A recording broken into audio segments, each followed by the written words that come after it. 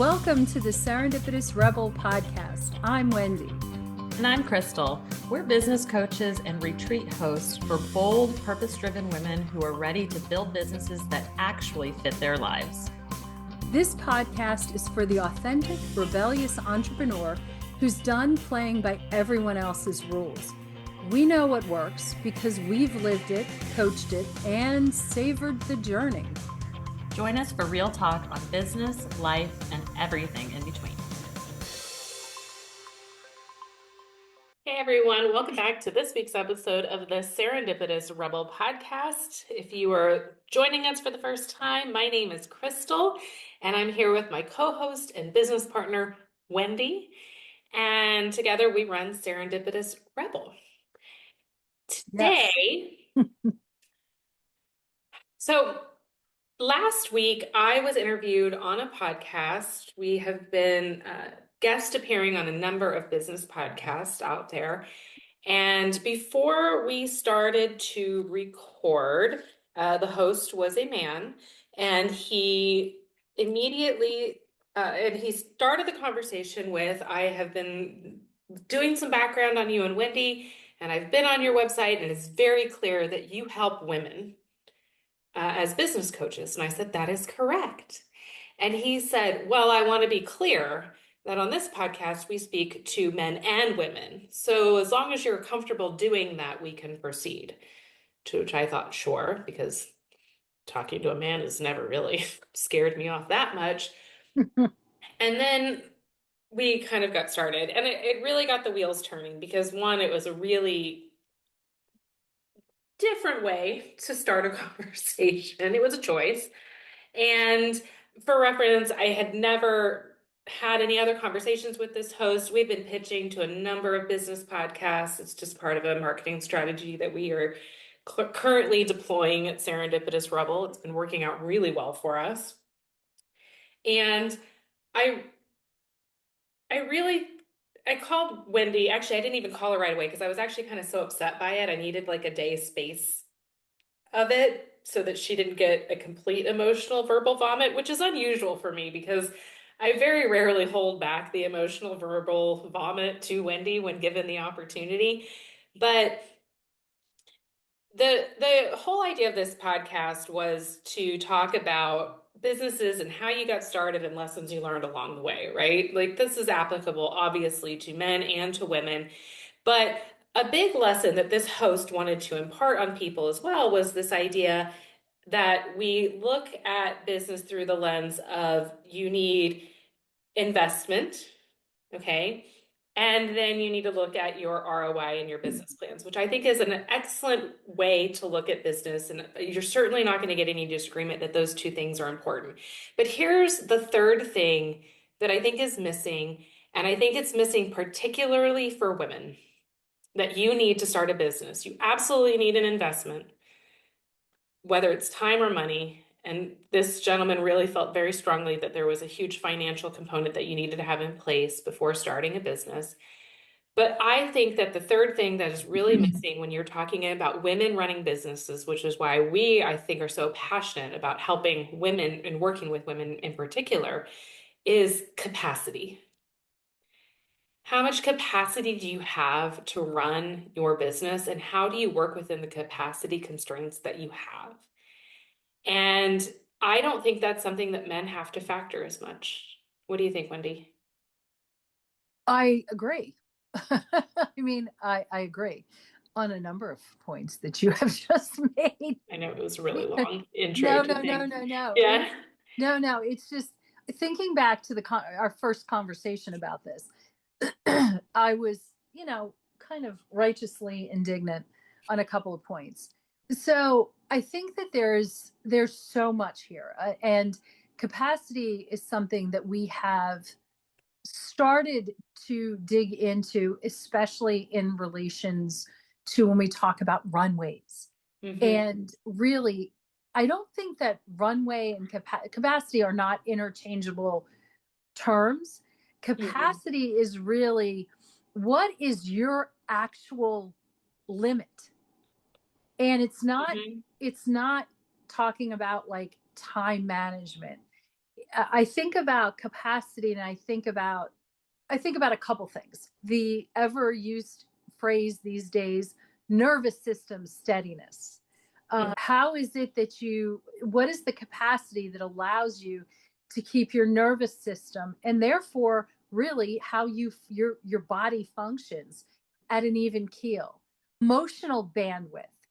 Where are you emotionally, in terms of, and again, this is not just, I think that this is one of those topics that when people think about capacity, they think they think about they they think about it from a strategic standpoint. And I think that what capacity is really how you are starting to recalibrate your life. So it's not just your business, it's Mhm. your actual life. And so let's look at capacity in terms of, first of all, what it's not. It's not about time management. It's not about, well, I have capacity from 10 a.m. to 12, p.m. and da da da da da. It's all, that is really not what this is. That's Mhm. really not what we're talking about. What we're talking about is actually really a multi-pronged view of, again, of your life. So it's how your nervous system, how can you get your nervous system to be steady? What is your emotional bandwidth? How Yeah. much can you take? What is your decision tolerance? And I think that is such an interesting topic, because we don't really get into, is it easy for you to make decisions? Do you need a longer runway to make decisions? We're all different. Are you a Yeah. knee jerk? Are you an Aries, which means fire? Things like that. I say that only because we've now moved into Aries season, which of course is Krystal's birthday. We also have our identities tied Mhm. into all of this, and who we are, who we want to be. And also there is the component of our energy, and how much energy do we have? How much can we give? How much, what do we have to Yeah. release to keep it in? So I think that when we talk all about this capacity, it goes far beyond what the gentleman originally labeled it as, profits and revenue and all this. And I think that to a large extent, your revenue or your profits, they really expand to the level of what your capacity can hold. Yeah, and I think that in the entrepreneurial culture, there's a lie about capacity that if you just want it badly enough, you'll find the energy that your capacity will increase. Mm-hmm. And energy and capacity is not created by desire. Okay. To your point, it's Mm. created by your biology, your environment, your stress load, your life season, all of the other priorities that you have to carry. And I think it's a huge miss in the entrepreneurial space, and especially as business coaches, to not factor in capacity when working with clients. Because, and it's not to say that I can tell you what your capacity is, because I don't believe that anybody can do that. But I think it's being, we talk a lot about self-awareness and why it's important to know who you are, what your strengths are, because there's a reality rooted in that that gives you the tools that you need to know your starting point, right? Capacity ties into that. You have to know what it is that you're capable of. This idea that and I think about all the time because we work with a lot of moms and they have small children at home. And what is it that then they'll tell us like all these big hopes, ambitions, and dreams. And I'm like, okay, but when are you going to do that with littles running around? How? And it's not to say you can't, but there's some like reality around those conversations that have to be had. So what I would suggest is, and we're all at different stages. So the mom with littles is actually different than moms with teenagers, or if you're heading into the empty nesting world, it's all a bit different. And I would suggest that here, let's take a little bit of a diagnostic, okay? And ask yourself, and this is really to determine what is your what are the signs that you're at your capacity threshold, okay? And here, so just give some thought to this. Does growth feel threatening to you? I mean, it's kind of like, are you afraid of growth? Does visibility spike anxiety? There's an assumption that with visibility does come growth. Do you delay important decisions? Mm-hmm. Are you exhausted but still pushing? Oh yeah. Yes. All the time. Yeah. And do small issues feel big? And I know that was huge. That was actually a really big one for me. So if you're coming up and saying yes or nodding your head to any of this, this is actually not what most people think in terms, it's not necessarily burnout, though that's a possibility as well. But this is when you've taken your capacity and compressed it. And so I guess the question is, what the heck do you do with this? And of course, we have suggestions. Oh, that. Well, and I think that for starters, I think you have to get really honest about this. And it's not to say that you're in the wrong spot or wrong season, right? But I think that if you're not operating in reality or in honesty about your own capacity, I think that is the fast track to failure. And I say failure lightly, because I don't think that, and but I think that there's a harsh reality to it that really needs to be stated simply and normalized more. Because I even think about my own capacity in the last several years, because capacity fluctuates as well. And I know for me, there have been seasons where I have been so emotionally drained that my capacity is just at an all-time, like, it's just low. Like, I just don't have the capacity the way I need to. So I have to be able to I have to be aware that that's what's going on. And then I have to have the skills to be able to communicate that to you and figure out again what to do it. But I can't do any of that if I'm not real or honest about what my current capacity levels are. Yeah. And it's such an interesting thing. And I think a lot of this is taking a step back. And as you said, communicating and, being able to first articulate and then communicate really what you're feeling, what your needs are, and then ultimately how you can recalibrate yourself in a way that, well, is the best for you. And I think about it, it's like, start with your nervous system.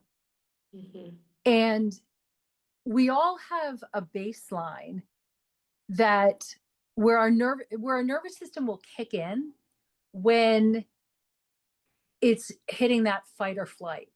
And I think most of us don't really think about it, but we have the ability to lower that baseline activation. So if you see something coming, you can get out of the way before. And sometimes as simple as, I'm going to get up and I'm turning this TV off, because if I have to sit through another, news setting, I'm going to go blah, blah, blah. Okay. So it's knowing that you have the ability to turn that television off and step away. Also, sometimes if you're, I don't know, I vaguely remember some of these moments, like parent teacher conferences, where I'm like, I think this is enough for today. Or just those moments, or even with, my spouse, sometimes I'll be like, Craig, it's time that we just change the subject or something. Y'all, I'm sure you all have these moments that you need to step away. And one of the things that I think is a trick that I think a lot of us don't think about is you need quiet time. You need stillness. Yeah. Uh-huh. I think specifically to this because Wendy had said the Aries energy comes from me in this relationship. Like I have this tendency to want to push on past my capacity and past my limits, right? Because sometimes stopping feels like failure or feels like I'm doing something wrong, okay? The biggest lesson I have learned about myself and about life in general in the last 5 years is the biggest gift we can give ourselves in a moment where things feel chaotic and they feel too much and we're just swirling, whether it's with a fight with your spouse or the parent teacher conferences that are very uncomfortable, which I've also sat through, or in business where things are just swirling a million miles a minute. And normally, and usually, guys, it's never just one of those things, it's the culmination of all of them on the same day. It's I woke up and my kids are fighting me getting ready for school, and then my husband and I get snap at each other, and then I open up the emails, and maybe there's something, from a Mm-hmm. client that's pressing, and then we fly back deliverables to one another, and it's like, whoa, whoa, whoa. The ability to just say stop, and I need to like take a pause and take a step back, gain some perspective from this, Yes. Mm-hmm. and slow it all down is a huge thing that I've learned as I've gotten older and wiser. But the ability to pause. I mean, I had this issue with some client work a couple weeks ago. Things were coming in past deadline. We were having to turn around and execute really, really fast. Younger me would have just done it, been resentful, upset, and would have figured it out. Older, wiser me is like, hey guys, we need to pause because this is not sustainable. Mm-hmm. We need to talk about due dates and when Mm-hmm. deliverables are due and what the expectations are when timelines are not met so that Mm-hmm. we do not rush work and Mm-hmm. have a bad product at the back end of it. Mm-hmm. Yeah. Okay. That's a hugely uncomfortable talk about leaning into savor, right? That's hugely stepping out of your comfort zone to Mm-hmm. stop at any point in your life and go, whoa, I need to take a minute. Okay. It's aligning with what's important. Okay. It's venturing under your power. It's doing the things, but also sometimes incorporating some physical movement into this as well Mm-hmm. to bring down our nervous system and make things better. It's being open to community connection. It's me telling Wendy verbally, hey, I need a minute or I'm at my limits of capacity. It's unwinding with self-care and building in those slower moments that are not productivity related or performance related. And it's ritualizing gratitude and celebration to get perspective in the moment Mm-hmm. that it's not completely crazy, right? So those are skills that you use, but I really do think capacity, like again, if you're not factoring in these things and then building in these steps for care, you Mm-hmm. are really headed to hit a wall. Oh gosh, absolutely. Absolutely. And it's interesting because when you think about what capacity is, it far exceeds time. And actually, if you think about it, while your nervous system and how your body functions, it's so incredibly important. But Mm-hmm. at the same time, you think about decision capacity. Mm-hmm.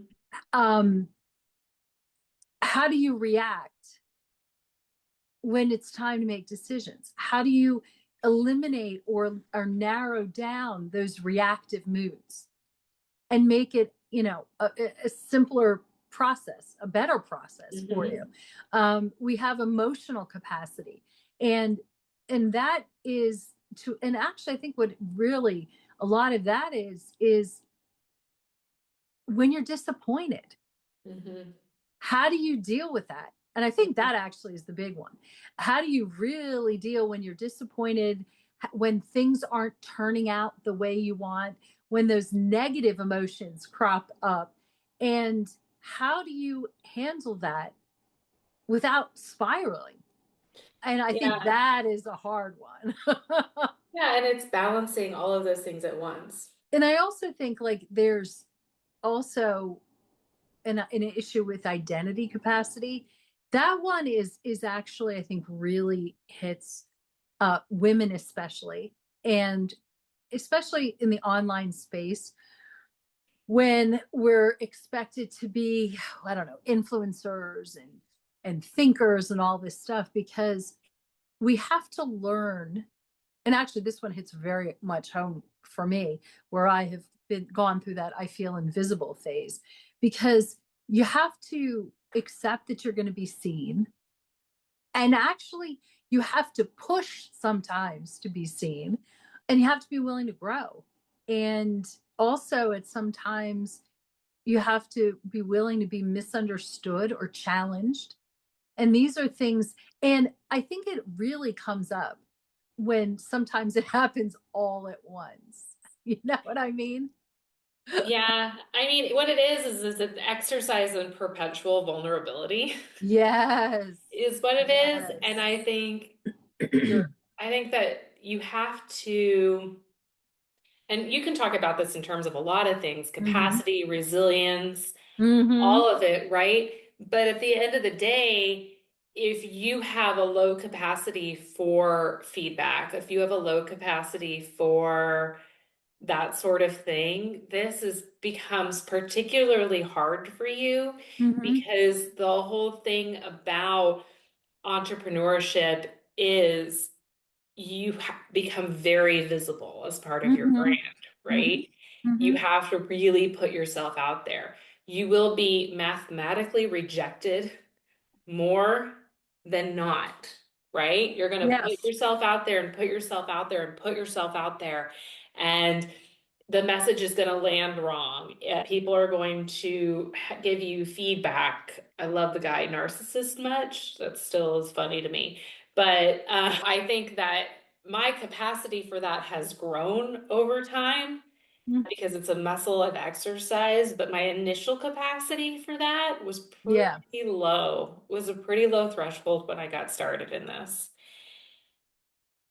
And it continues to fluctuate because I Hmm. also think about how much over the years I have pretended not to work, or I have not been very public about the fact that I work. When I've attended PTO events or when I've done other volunteer stuff for my kids, and I've tried to compartmentalize my life in such a way, and realizing that that was actually lowering my capacity over time as well Hmm. by trying to compartmentalize those identities because I was not, because there's only so many hours in the day. And if I compartmentalize being a mom and then being a business owner and then volunteering at this event and then going back to being a mom and a wife in the evening and then sometimes a friend out for lunch, all of a sudden my capacity for work or my professional life becomes less and less and less and less. So I think the identity capacity is super interesting. It really is. And it lends itself to the thing I've always thought of is your energy capacity. And I say that having just yawned. Yeah. And it's so important when you're thinking about being in alignment is designing a world for, and actually this applies really to any capacity, is designing a world that has margins, Mm-hmm. that some days you may have more energy than other days. Also, interaction may change your energy and have the ability to really rebound. You described, I think I yawned because you described mom, business owner, volunteer, mom, and there's where are the margins built Yeah. in. Well, and the thing is, I mean, and we talked about this in the podcast episode a couple of weeks ago about transitions and all of the Hmm. different things. Yeah. And truly, I am in a season of my life, and this is about understanding capacity in myself right now and being very realistic about capacity. I Hmm. am in a season of my life where my attention is demanded by a lot of Hmm. different areas. Yes. Okay. And it's self-inflicted in a lot of ways, right? It's the kids, it's Serendipitous Rebel in all of my work here. It is advocacy work with special education that I'm working with right now. It is trying to grow my community and foster relationships in my community. And so at this point, it becomes a choice a little bit about it. But I think recognizing that my capacity is low, it really is exercising savor to the point I made earlier Mm-hmm. about being very intentional about what I say yes to Mm-hmm. and really intentional about building in self-care. And so, for Mm-hmm. example, like tonight, I have a sitter coming so I could go do Pilates. My husband is traveling, right? Mm-hmm. And so it's understanding again how I'm going to do things and how I need to approach things very intentionally to maintain my capacity for all of these areas. And that is, I don't think something my husband ever once factors in to his day. I think he just does.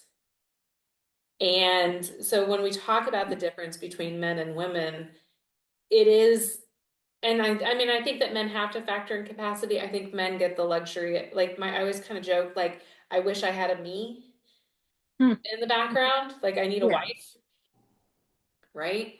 And that is partly like just our norms that we've created and our roles that we've assumed in our relationship. But I don't think we're alone though. And I think that, when it comes to my time to want to schedule things, to do things, there are things that I have to factor in that affect my capacity that he does not factor in. And so that is why I think when this guy started the podcast episode the way he did about we speak to everybody, why can't you just work with everybody? I really thought it's because women are dealing with a very specific set of issues around capacity that I don't think men do. Yes. I think of it that there's most men or many men, they don't work at home. They go into an office. I mean, speaking from experience, my husband, and so he has these natural transitions, these natural breaks that allow for a bit of downtime, a bit of rejuvenation that I don't necessarily think that we have. And one of the things that I know I've been trying to work on is creating like natural rhythms in my day, that Mm-hmm. there's adjusting what time I get up, adjusting the fact that I think about it now, and I will admit that this is a particular podcast I think will have the editing of anyone that we've had. And I look at the clock and I realize my rhythm generally says I'm petering out, which Krystal knows, but and it's fine. It needs to be adjusted, and that's no problem. It's just one of those natural things that I think, most of the time are expected to brush aside, to not think about, to uh, my husband will come home and he'll hit a chair and just sort of chill for a bit and catch up on the news or things like that, where I may not have left the house. I may have gone from one room to another, but may not have left the house. Mm-hmm. And so I guess some of that is self-inflicted or whatever, but I think about it, especially in terms of the gentleman that you had spoken with, that one of the things that I think we need to realize is that when you look at this, we are not looking to expand our output. We are actually looking to expand how we can contain our world while still being successful in however we choose to define it. I think what ended up ultimately getting me when you shared this experience was that you were expected to have the same definition of success as you know, he was defined. Now, that's obviously his choice, his podcast is whatever, that's fine. It's just interesting that the expectation is usually it usually is surrounding money, but that's a whole other, it's a whole other thing. Whole other podcast. Yeah. Well, I guess I don't want to speak for you, but I think I'm hitting the end of my capacity for the day. I know. This is such an interesting topic that I have a feeling we will come back to, just because there's a lot of different ways to slice the capacity. It's so true. Yes. All right, guys. Well, until then, I hope that you guys are taking steps to maintain your capacity, and at the very least are factoring in your capacity in how you're creating the strategies around your business, because my gosh, like, let that be the one takeaway. Until next week, guys, thank you for joining us here on the Serendipitous Rebel Podcast. We will see you next week. Bye.